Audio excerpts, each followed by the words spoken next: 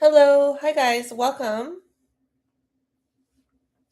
So today we're going to be talking about the asylum process. As you guys know, I have generally one of these lives on a daily basis. Usually I have two, but today I had one because I wasn't able to host another one this afternoon. So this will be my first live for the day. So welcome. We're going to be talking about the asylum process in Canada. I like to keep the 631 for that. But we can talk about other topics as well. If you guys have questions regarding those. You know, if you guys don't know who I am, my name is Banush. Actually, I specialize in IRB cases, so specifically refugee appeals. That includes removal orders, spousal appeal, residency appeal, and admissibility. So I specialize in those. So again, welcome. And also I do other types of cases, but that's kind of like my focus. It's honestly hi Jamoke, welcome. That's kind of like my focus of the type of applications I do. The other types of applications, you know, I've done them for quite some time, so it's a service I offer, but I like the complicated cases, so that's who I am. And guys, I do want to. I just physically wait. Don't worry. I do that sometimes too. Totally get it. I do that on my phone. Like someone texts me like, "Hey, how are you?" And I'm like, "Oh, hey," and then I'm like, they can neither see me nor is this a live situation, so don't worry. Guys, if you don't know who Chimoke is, she is another RCIC here on TikTok, and she is actually really wonderful. So I definitely would recommend you guys to check her out, especially if you guys have questions about express entry, study permit. She's very, very knowledgeable, and I really recommend you guys taking a look at her page. And yeah, ask her questions too if you guys do go on her. She hosts lives too, very frequently too. So check that out.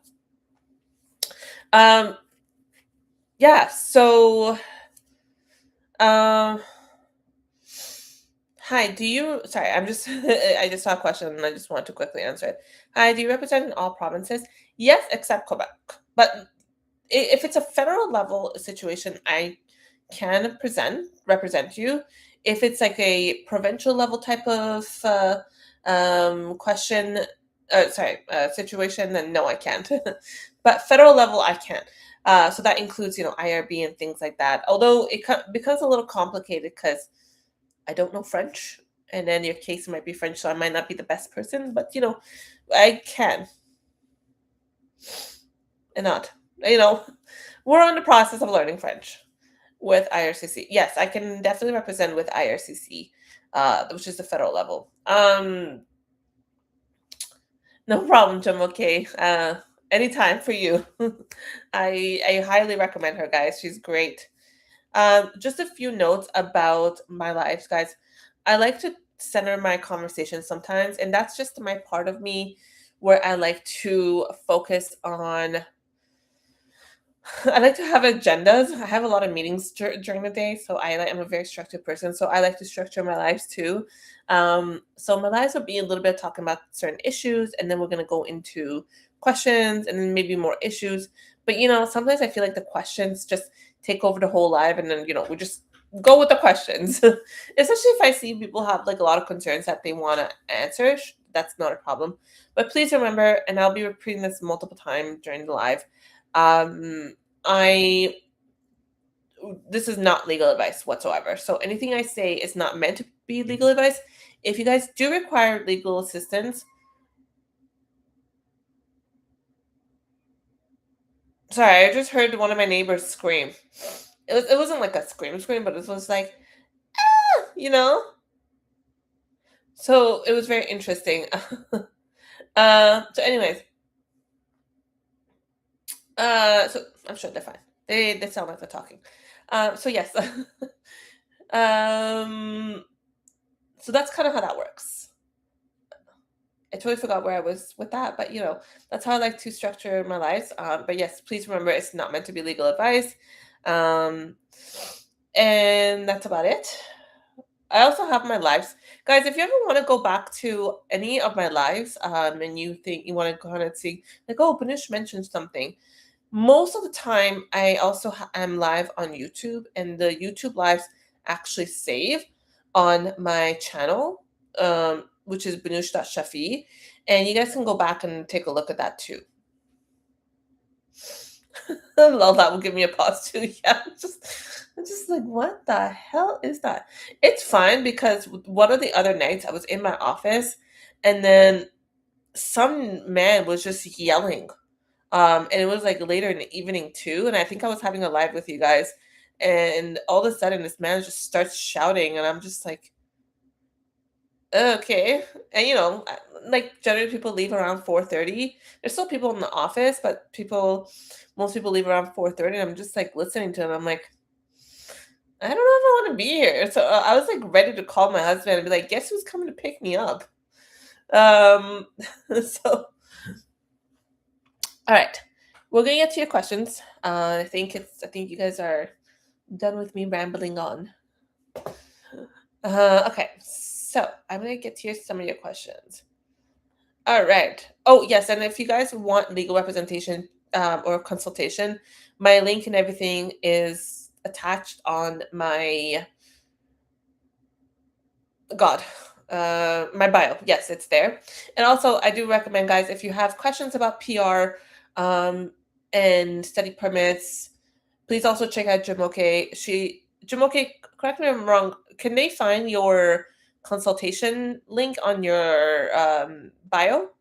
If so, if she says yes, guys, in the chat, then yes, please go check her out as well. She's very knowledgeable. My main focus is not, although I do it, it's not express entry. I get very, very consumed with IRB cases. So anytime I can, I always refer, if it's such a case where I'm like, okay, someone's expertise can definitely jump in here, I refer you people usually out. And Jamoke, from the lives that I've watched, she's very, very knowledgeable, and her TikToks and everything. All right, so let's jump into some questions. That is a really good question. Jamoke, where are you located? Are you in Toronto? I don't remember if I ever asked you, to be really honest. She might not be. Oh, she is, I think. So I'll let her answer that one. Oh, you're in Ottawa. Okay. Ottawa used to be my old city. I used to go to one of the universities there. That is like a city that I will always love, and I'll make my husband visit there very frequently.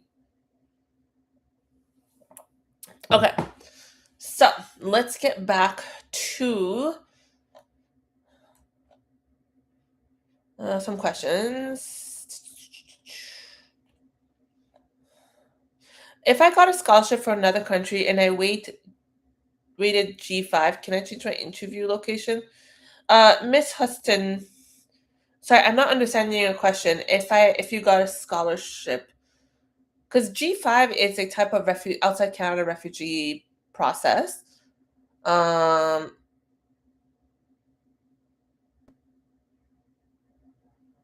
Sorry, I'm not really understanding. Can you clarify that one a little bit?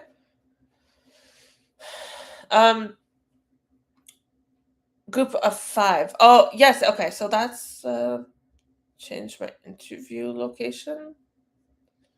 Why would you have an interview?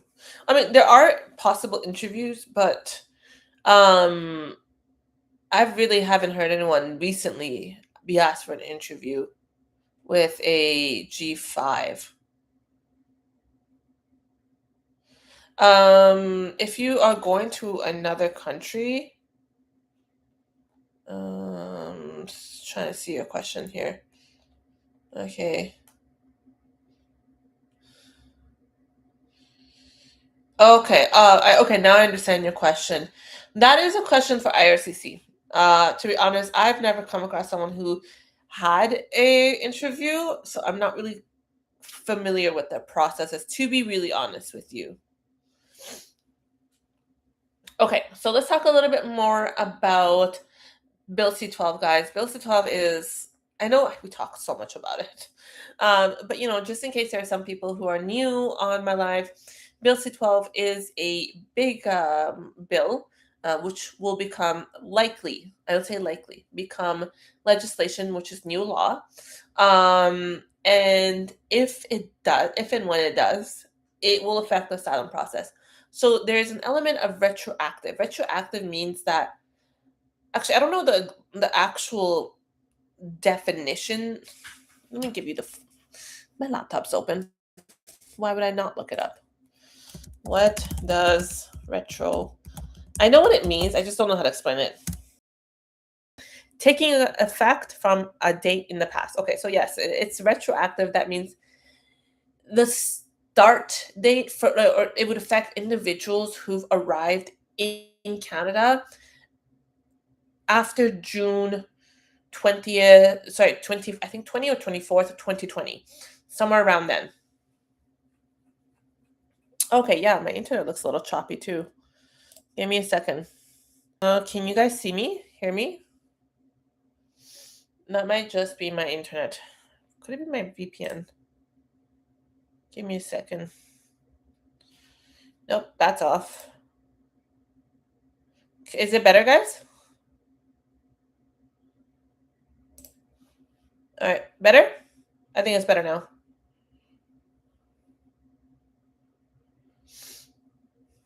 I'm not sure. I hope it's better because I did notice I was getting a little choppy too. But I think I'm better now. Um, so let me know if it's not, and then I can end the live and then come and jump back on. So it will affect individuals who've come to Canada as of to 20. Okay, perfect. Thank you, chosen one. Um, it will come into effect for individuals who arrived to Canada after 2020, June 24th, 2020. So that means that, if you think, oh, I was here before that date, so it was fine, it's not going to affect me. No. They're like retroactive, like it's affecting individuals who came to Canada after a certain date, which is like 6 years ago, essentially, 5 and something years ago. It's pretty unfair, honestly, because most laws, or when it comes to not refugee, when it comes to immigration, they'll say, okay, it will affect individuals generally after the date that it comes into effect. So, for example, let's say the law comes into effect February 9th, 2025, or something like that, right? It will affect individuals who arrived February 9th, 2025. We've seen that with study permits. We've seen that with different types of immigration regulations. But for some reason, which I think is pretty messed up in my opinion, is that it's pretty heartless in my opinion that not only are you making a law that hurts a lot of asylum claimants, but you're also making it retroactive for individuals who've been here for quite some time too, making it impossible for them to seek protection if they need it. So keep that in mind, guys. It does not mean that you will be safe if it comes into an after date and it's going to affect you as of that date. No. There is an element where it is retroactive. Some other important things. So some other really important elements that come into effect with Bill C-12 is also the powers that the minister and IRCC and them are going to get. They're going to be able to cancel applications more easily as well. Now, asylum claims, they've already said, I don't know if this is the most updated version, but from the original version where they were giving a summary of the bill that they're proposing, they said that they're not going to be looking to cancel asylum claims. And to be honest, I'm not even sure if they can, because the Immigration Refugee Board is a separate board or separate entity from IRCC and CBSA. They created this board specifically so there would be unbiased decisions on matters like refugee or appeals and things like that. So I'm not even sure if they really could have. But that's, again, we're really not sure either at the same time. And the reason why I'm not sure, and I don't like to say too much about it, is that it's not legislation yet. And interpreting law in Canada is quite difficult if it's not actually like came out yet, right? And the reason why we say this is because sometimes when it comes to immigration law, not just refugee or asylum claims, you have to literally look at the word for word what it's trying to say and interpret that. Sometimes, and I'll be really honest, we because I used to, I'm in a position where I was working somewhere and we were focusing on study permit law, or like regulations around study permits and helping international students. And we really, really focused on um it was specifically a study permit, and we really focused on interpreting that regulation. But the thing that we really found was that sometimes we would have to reach out to IRCC and ask them what they meant by this regulation. We have a specific email that we can actually email them, and someone will email back. And we get information that way. So, and this is why another reason, guys, when people are like, "Oh, I can do my own application on my own," it's like, yes, you can, but you can't interpret it on your own, because the regulations are really hard to interpret, even for us. Sometimes we have to get the help of IRCC, and you don't have that communication. Calling their number is not going to get that. And I'm not saying it in I'm saying it in the sense that like it's just difficult in Canada to interpret it, regulations and things like that. All right, so I'm gonna go back to some questions here. What if you update your marital status late before you approve it? Can it cause problems? Sorry, I chose one. I'm not understanding. In what application? Is it asylum?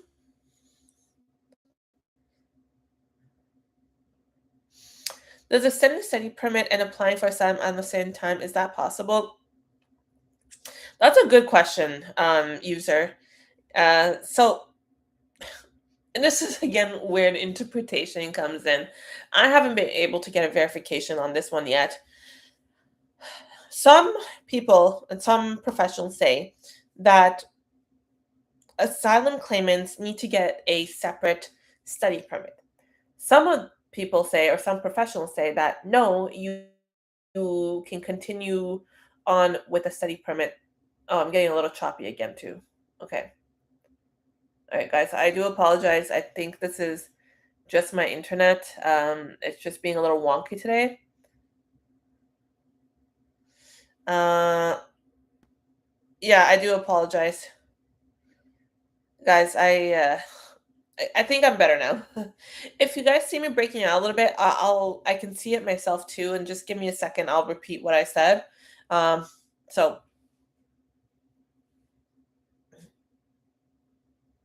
you guys can't hear me now because I feel like it's better. Okay. Yeah. Okay. I think I'm better now. All right. Totally forgot what the hell I was talking about. Oh, okay. Yeah. So silent claimants. Some professionals say that they need a new study permit. Some say they don't. They don't. They can continue using the one that they have. I have asked IRCC. They have not responded to me to get a clarification on that. So it depends. I would say if you have the ability and have the means to apply, then again, they could. No, I would wait for verification. Again, I've also asked the colleagues and A lot of them are like, your guess is just as good as mine. So we're waiting on verification. Oh, out again. Okay.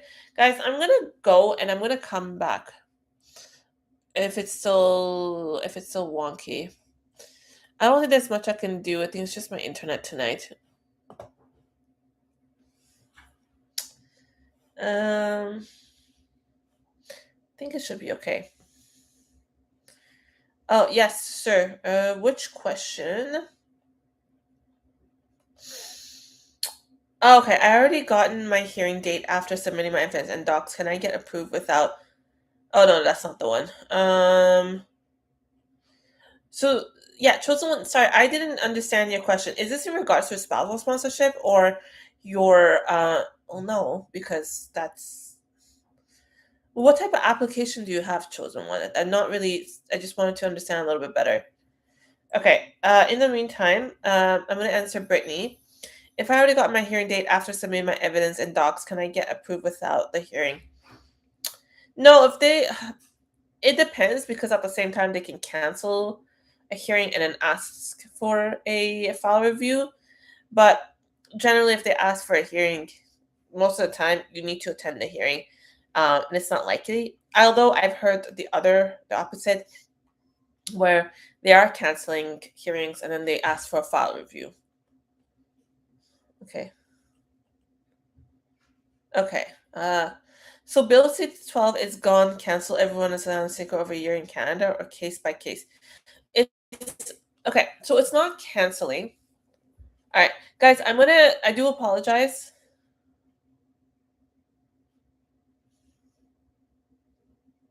I'm gonna go and I'm gonna come back. Give me a minute. I will be right back, guys. I'm gonna put it here.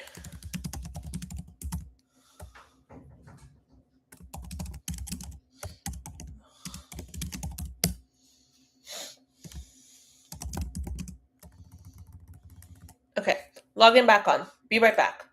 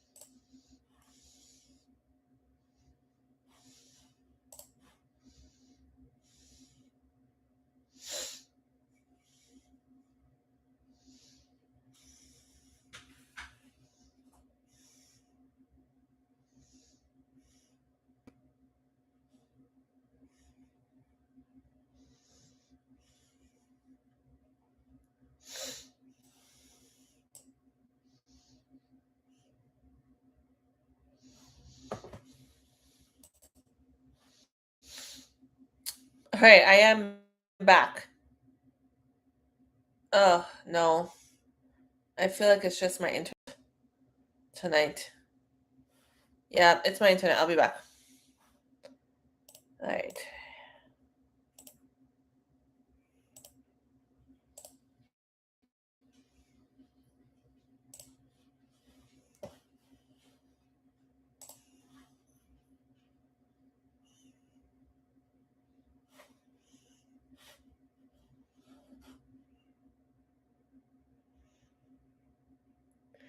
Hi, Jim. Okay, I'm gonna go and log back in.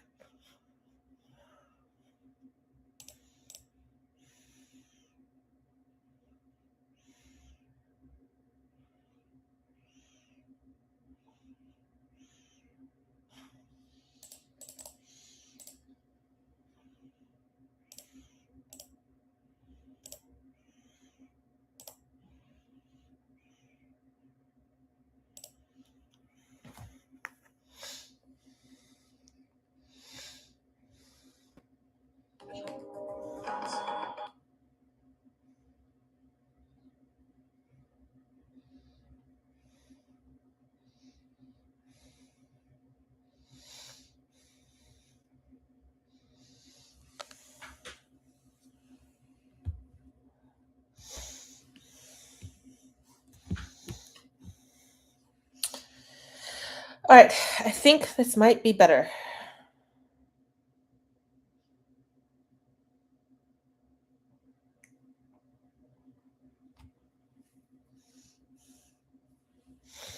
All right, guys, I think this will be better because I think it was just my laptop is just being a little wonky. So I do apologize. All right, we are back.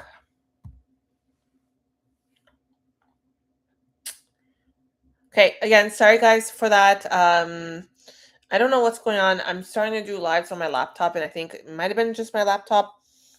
It seems my phone is a little bit better, so we're gonna just do this on on my phone tonight. I think it'll be a little bit easier. Okay, so yeah, if you guys want to just, we're talking about the asylum process. If you in Canada, so if you guys want to put in your questions and we can answer. Previously, we were talking about Bill C-12, and coming faster than expected. Sure. So there's a lot to Bill C-12. Bill C-12 isn't just about asylum process. It's also about controlling the borders, protecting the borders specifically, for example, from drugs, weapons, things like that. There's a lot of regulations around that. The IRCC CBSA will get more power, or they're trying to obtain more power. But some of the main elements when it comes to the asylum process is, for example, some of them I've mentioned was, for example, you would not be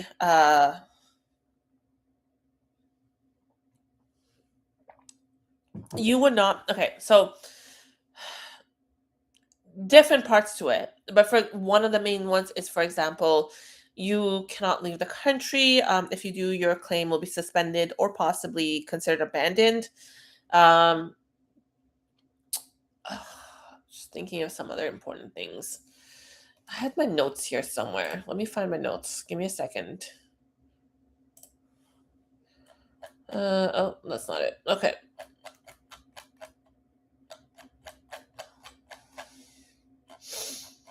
That's not it.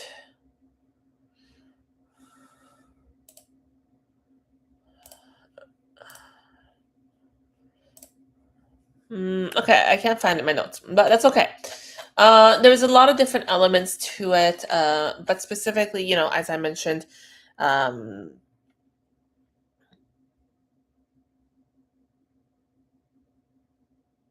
um, yeah, you know what? Give me 2 seconds, guys. Oh, you know what? No, I can't because my notes is somewhere else. But yeah, there's a lot to it. Some of the things, like I mentioned. Oh, you know what? It's right here. Duh. Okay. So expanded powers was one of them. Changes to Refugee Appeal Division. So RAD.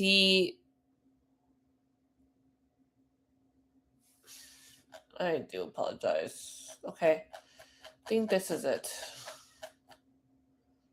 Yeah, okay. So there's going to be changes to a lot of things.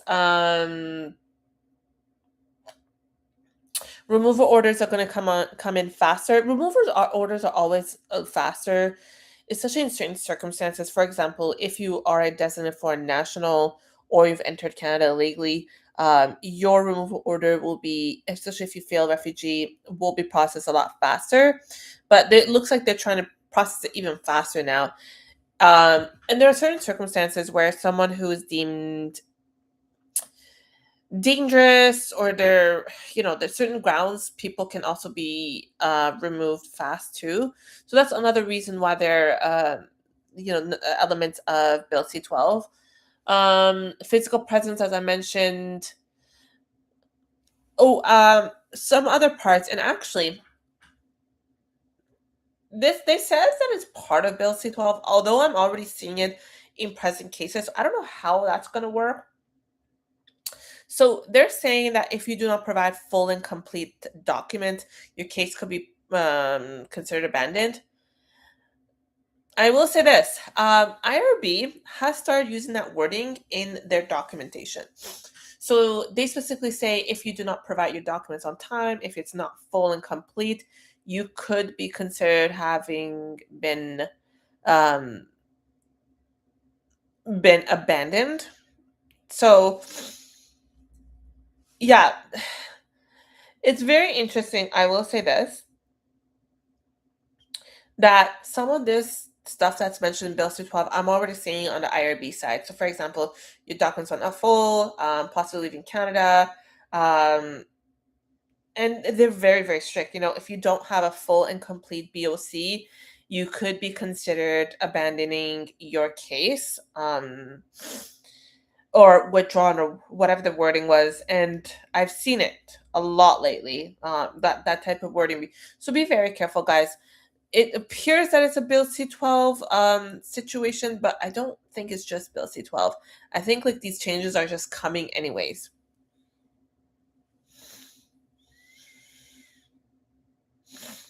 Oh, look, guys, we got another troll. Oh, look for another job. You get a job. If you had a job, you wouldn't be coming on people's lives and writing nonsense. Like, just these trolls, you guys, like, it's just such loser behavior. It's like you peaked in high school. Uh, if I already got my hearing date and after I submitted my evidence and docs, can I be approved? Yeah, so I answered your question a little bit. I don't know if you heard me. Um, so if you have a hearing date, you still have to attend your hearing date, right? Now, I've seen and I've heard situations where individuals said that they had a hearing date and it was canceled, and then they gave them a file review process. So that might happen too. But again, it's not always the norm is a hearing, right? Only certain circumstances, certain cases can you be accepted without a refugee claim hearing.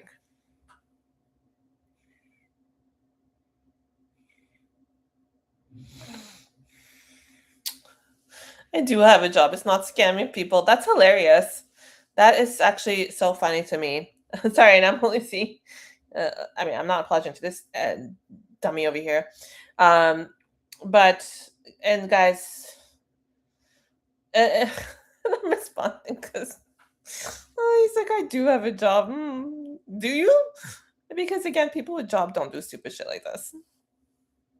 You're pathetic. Move on.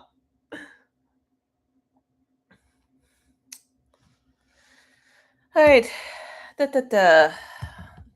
Scamming people. Okay. Dude, your entire life is a scam. Shut the hell up.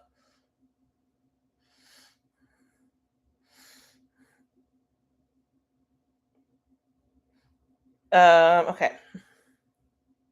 Without the actual hearing. So I think I answered that. My aunt wanted to sponsor me through Lonely Canadian, but her mom's still alive. So I've been looking a little bit. Well, actually, it was a couple of weeks ago. I was looking a little bit into the Lonely Canadian thing, and it's very circumstantial type of situation, to be really honest. I'm not sure if it's possible. That's something you would have to get legal consultation, honestly, to see your situation, to see if you're eligible for it.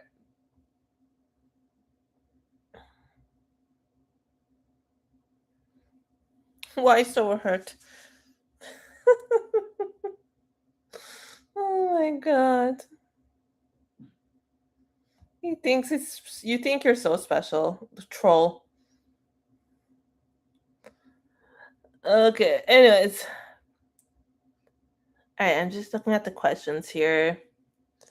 Does nationality play a role in applying for refugee claims? Yes and no. So, sorry. Actually, first I'm going to ask, what do you mean by nationality? Can you be a little bit more specific? Because your nationality and your country conditions do definitely come into play. But it really, I'm just not sure what you mean by nationality.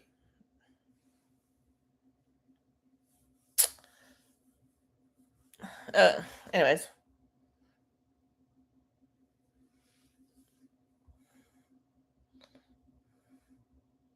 What's the best thing to do now if to best fit the coming Bill C-12 rules? If you are okay, if you are eligible and you believe that asylum claim is the only way for you to seek protection, I would say apply for it as soon as possible. But again, guys, remember, and I always say this beforehand, refugee claim and even HNC sometimes, HNCs actually, this should be your last option. This should not be your first option, unless you really, really need it. Asylum claims are for those because the consequences are really great if your claim was rejected.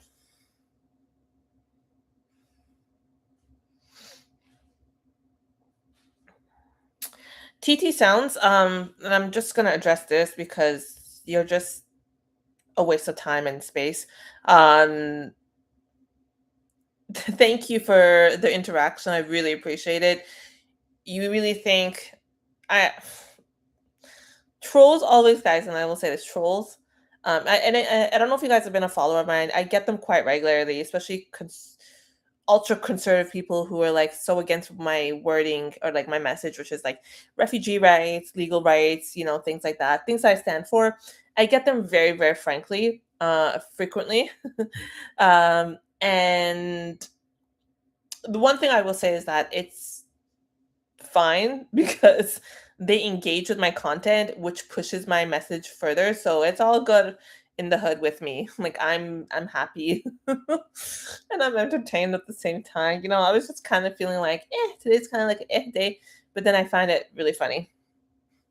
And I get a little entertained by people like that. So anyway, so going back to the topic at hand. Um and this goofball can go ahead and engage in my comments if he wants, but we're all just going to ignore him because that's what they seek, attention, because their mom didn't give them enough attention when they were a kid. Okay, I will.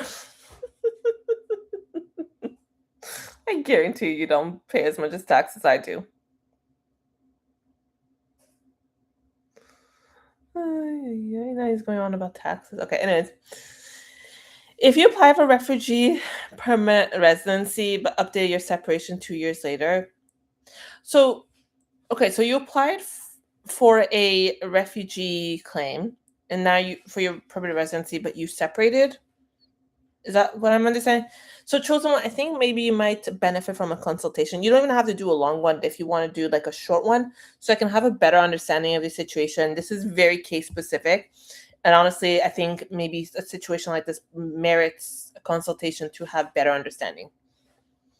Is it going to cancel automatically everyone that applied after a year staying in Canada?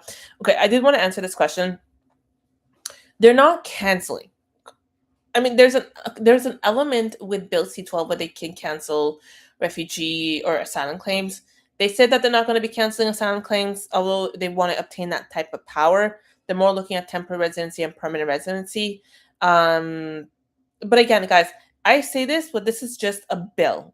I don't say this in the sense that they like we know what the final bill will look like and how it interprets, right? So all of this can very, very much change.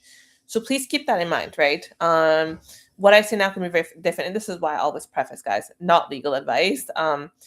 What happens with asylum claimants is that you just will not be referred to the Immigration Refugee Board, and in order to have an asylum claim, um, you need to be referred to the Refugee Protection Division. And if you're not eligible for it anymore, then you can't go further. What you might be able to apply for is a pre-removal risk assessment, which, if you guys have been here for a while, it's an inferior process. The decision makers are CBSA officers. I don't know why they're the decision makers because, even if they're trying to be unbiased and their decisions have to be reasonable, I don't think they're the most unbiased people. Whereas Refugee Protection Division, IRB, was created on the idea that it's a separate entity and a separate entity, and like their decisions are to be unbiased, even unbiased as much as possible. All right, let's go.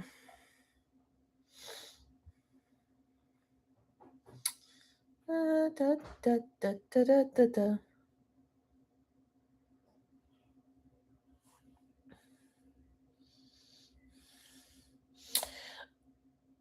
So it breaks my heart. I didn't ask for asylum earlier because of country situation. Guys, I do want to preface Bill C-12 has not come into effect yet, right? And I get a lot of this question in my DMs. It's not in effect yet. It's just a bill. It's a proposal. Bill is a proposal. Legislation is what is considered law. So be very careful. If you still think that you require it, I would say move fast and get a consultation to determine your eligibility.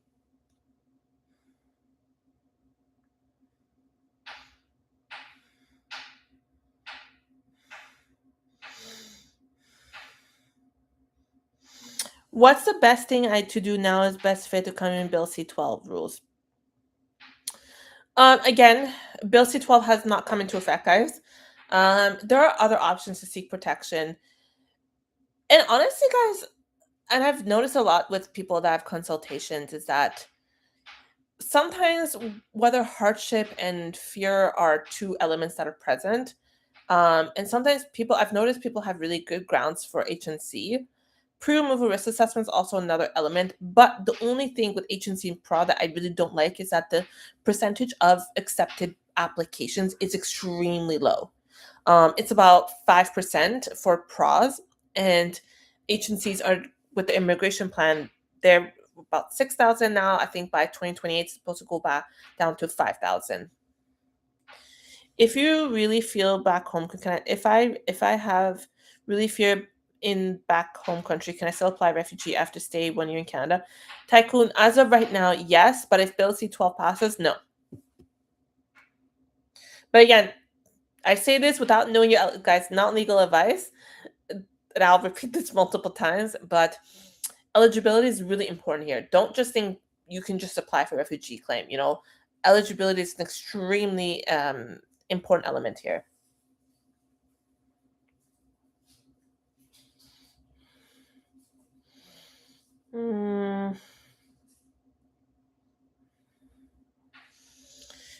Are you still here? Wow, you really need a life, TT Sound. Like, really need a life. And then this is what I say, guys.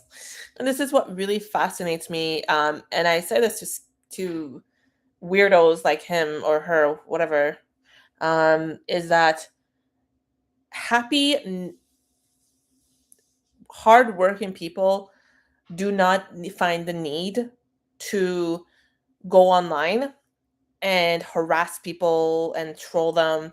Actually, there was a study done, fun fact, that trolls have certain mental disorders. And I mean that in the kindest way possible. You might want to seek professional help. Just saying. If you work in a tech company, I'm sure you might have insurance and they can help you with getting help.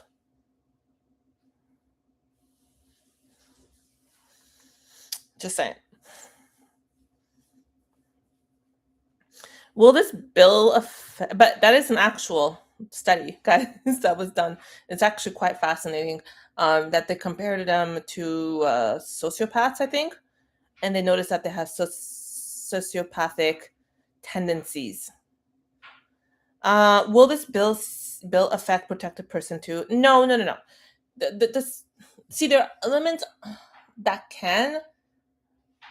There's no real elements if you've already gotten your PR that I've seen, but again, I would be very careful, guys, until this bill is passed, we don't know how to interpret it and what elements it will affect.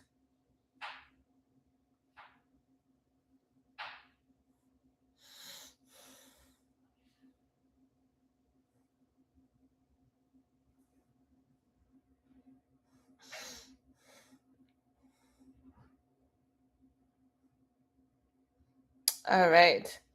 What they ask when we go for interview. So which interview? Do you mean the hearing or do you mean the eligibility interview? So the two different aspects, right? So Frank, good question. So Frank guys is asking, at a stage you issued certificate of readiness for file review, is your string claim strong? That's a really good question. And I want to preface, guys, to say this. that just because you get a file review does not mean your claim will be accepted. I've seen situations, I've had clients where they have gotten a file review and then we sent in their documents and then they said, no, no, never mind. Well, they didn't say exactly that way, but I'm interpreting that that's kind of what they went through their head is that, no, we actually want a hearing from you. Now, luckily, we had their case approved, but it's still very much possible that even if you get a file review, there could be other issues coming along the way. And I have had clients until the very last second, issues have come across in their claims, whether it's an exclusion order, not order, exclusion clause, whether it's inadmissibility. So be very careful when you think that, oh, I'm good, I got a file review. No, no, no. Issues can still come up. Um,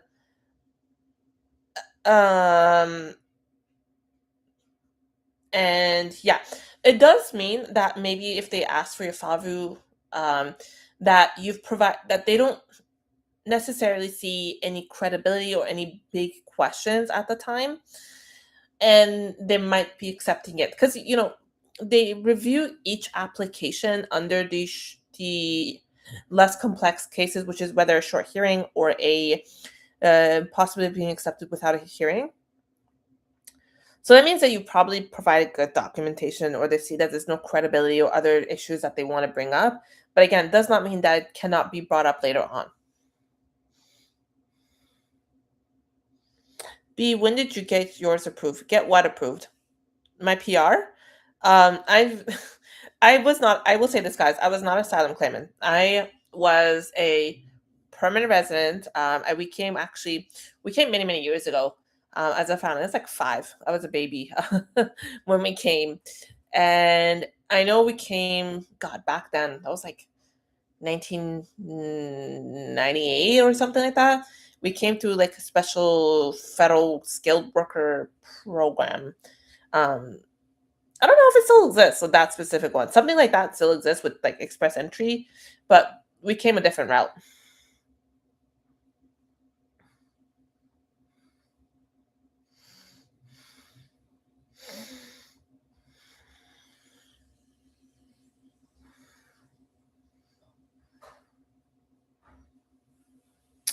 Thank you, Hotkey. I appreciate your gifts, guys.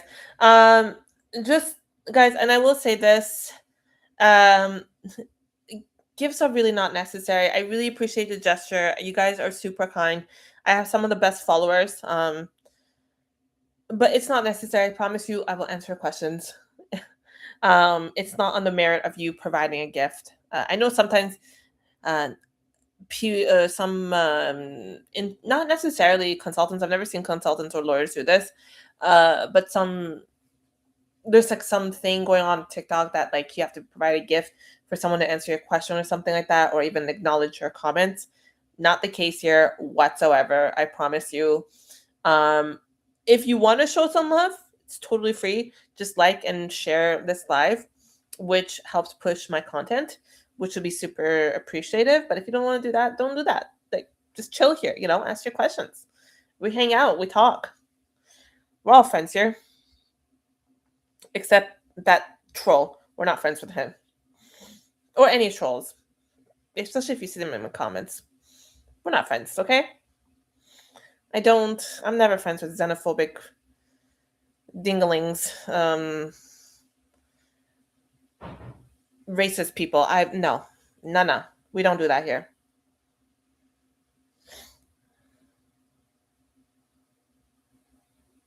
Not on Banusha's channel. We don't do that shit.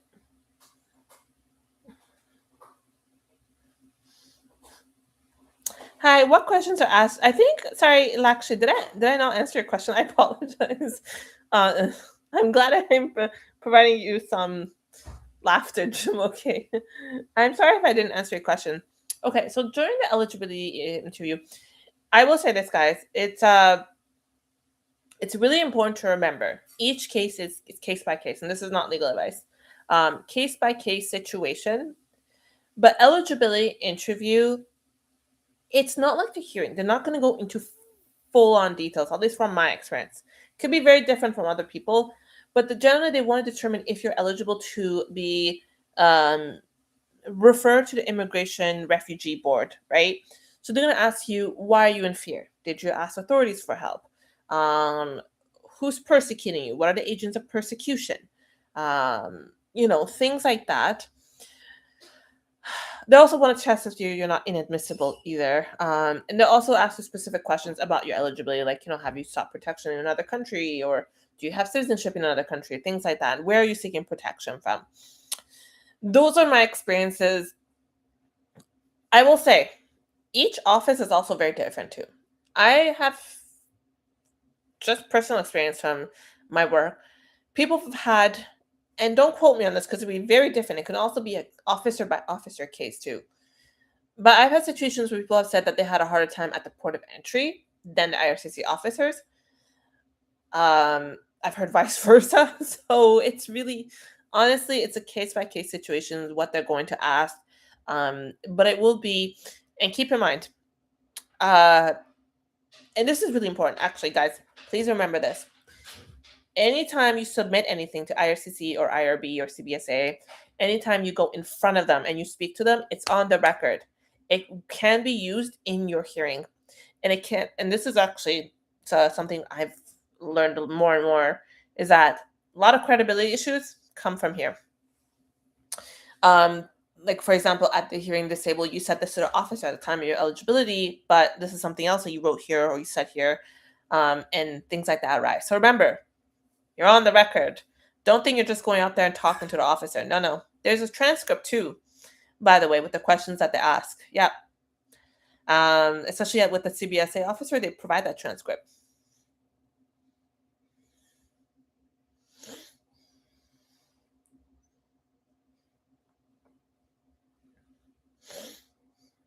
Well, thank you guys again. I appreciate the gifts, but they're really, really not necessary. You guys are very, very sweet. Thank you, Meow. Sorry, I don't know how to pronounce your name. Meow K XSD.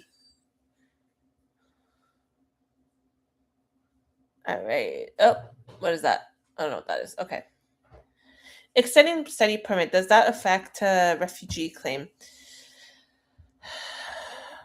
It might provide, okay. Again, and this is a question that we had before. Sorry,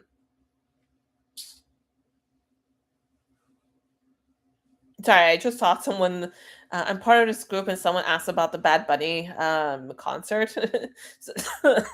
So my mind just went to the Bad. By the way, it was a fantastic halftime show. If you guys have not seen it, please go see it. It was really, really good. Some people say that you need a new study permit. Some people say you don't, and you can use the one that you have or extended. It might cause confusion with the study permit extension and the refugee. If you apply for refugee claim, it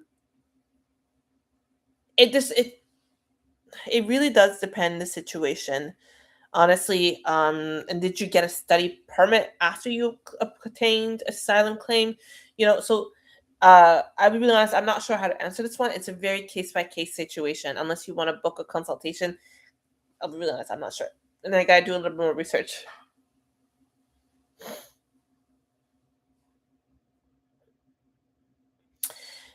B, so guys, and I don't mean this in the rude way possible, but I do sometimes pick questions, especially some questions when they become repetitive, or it's just, I've said this before and I've said it on my TikTok too. Sometimes I choose not to answer them, and that is my prerogative. I'll be really honest with you. So if you see if I don't answer it, it might just be that I missed it. And I think in this situation I did miss yours. Or I'm just skipping over it because it's such a repetitive. And this is just because for a very long time, especially when I started TikTok lives, a lot of the questions were about processing time, and it found that it took up majority of my time on TikTok, and it took away from the live. So don't get offended. I don't mean to offend you, but just you are able to obtain processing times on IRCC. So just letting you know, not just for PR, any other type of applications too.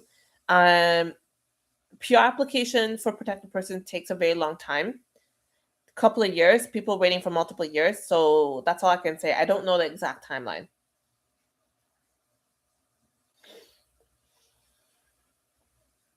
Is the IRCC eligibility interview in person? It's in person. I've never seen it be online. And you do, and please make sure you attend it. And this is a practice that I have with my clients. Like, listen, show up there 30 minutes sooner.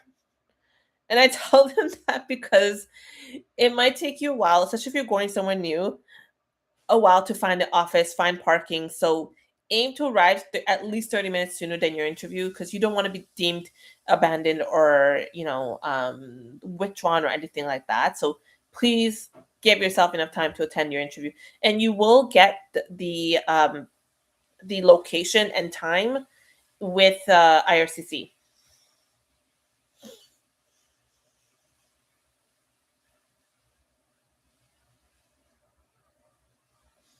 Why some asylum seekers take longer for a hearing? It's just a case by case situation. Uh, and I'll be really honest. I find that a lot of times, individuals who are vulnerable, such as children, elderlies, and in the specific situations like that, they have a quicker turnaround than other individuals. But that was just my personal thing. I noticed a couple of years ago. Now I don't notice as much because pretty much people, individuals who are my clients, are all around similar groups of people. So I don't notice that too much anymore. They didn't. Thank you, Mew. I really appreciate that. I just saw your message. You take care too. For my fellow Nigerians, arriving on time will be a challenge. Listen, Persians do that too. Iranians, we're so bad. We we have this joke, like, amongst Iranians. If there's any other Iranians on here, you know what I'm talking about. So don't even pretend you don't. Um, when we have parties and we invite friends and family, we tell them half an hour sooner than the start date, just so they can arrive an hour later. So we're really, really bad with that too. So I, especially with my Iranian clients, I'm like, hey, you're gonna show up an hour early. Well, I can't say that because it's on their interview call thing, but I'd say, like, please, please, if there's ever a point in your life you have to arrive on time, this is it. Arrive on time. Arrive sooner, please, for love of God. I cannot stress this enough. But yeah, Iranians were so bad. Love my people. I love them. But, like, God, y'all need to learn to arrive on time. Do you need to travel for IRCC interview? No, well, maybe, depending if you're in, like, a rural area. There are when you submit your refugee claim, there are certain offices that like, tell you which office you want to go to, um, and which ones are the closest ones. So sometimes you might have to do a little bit of traveling, especially if you're in more rural areas. Um, yeah, sometimes depends. It's still been discussed. So someone asked, user 54 said, sorry, I'm just saying the last number, 2 digits. Is Bill C-12 still being discussed, or is it just going through stages of approval? Uh, so it's actually in a committee, so it is being discussed, and the Senate did say they want to discuss it. How fast to discuss it? And the stages of approval and discussion are kind of intertwined a little bit. Um, and each reading kind of has its own, like, discussion too, right? They're not going to approve something without the discussion. Although, really, when politicians want something passed, how much discussion do you really have? I'm sure the discussions happen closed doors.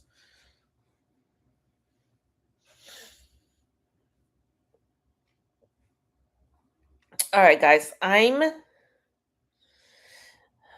me see if I missed any important processing time realistic for refugee claim. I will say this: 1.5 to 2.5, the norm I have seen. Other people can see different. I've heard someone on my actually, someone I came across with, they said they've been waiting for 5 years.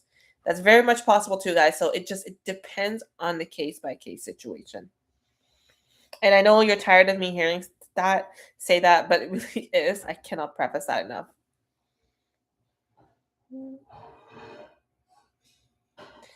All right. Well, okay, guys, I am going to leave it here. I hope you guys have a wonderful evening. Again, please make sure you check out my friend Jamoke. She's a lovely, lovely RCC, especially if you have questions about like express entry and study permits. She's very, very knowledgeable. With me, I'm your girl for IRB situations or cases. So if you want to check out uh, my bio page as well. And until next time, I'll see you guys later. And to Jamoke, have a good night. And thank you so much for coming on my live. And bye, everyone. Have a wonderful evening. Stay safe. It's cold out there. It's Canada. It's cold everywhere. So just stay safe. Bye for now.